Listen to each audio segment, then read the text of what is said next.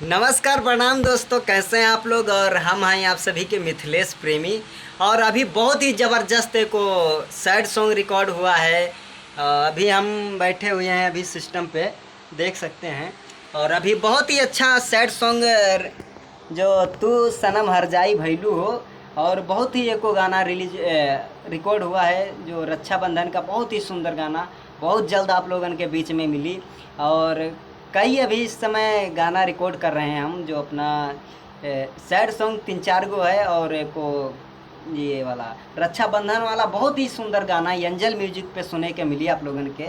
और हम अभी बैठे हुए हैं, आप देखिए सकते हैं इधर स्टूडियो में बस रिकॉर्ड कर रहे हैं। इधर कॉपी पूरे गाना लिखा हुआ है, और इधर देख सकते हैं अभी सिस्टम पे ही है और गाना है, देख सकते हैं।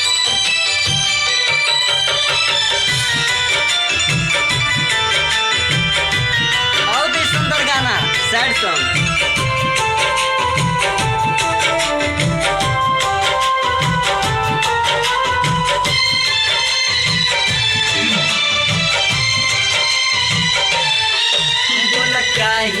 मेरे खातिर आधी रात के बोलवलू, बोल काहे मिले खातिर आधी रात के बोलवलू, जाए सनम तू बारू हर जाई।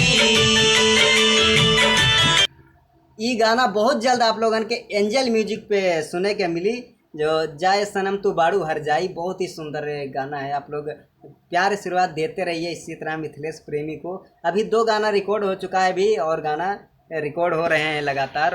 और बस अभी बैठे हैं सिस्टम पे और रिकॉर्ड ही हो रहा है। और तब तक आशीर्वाद बनाए रखिए आप लोग मिथिलेश प्रेमी के ऊपर। और फिर मिलते हैं नए वीडियो में। नमस्कार।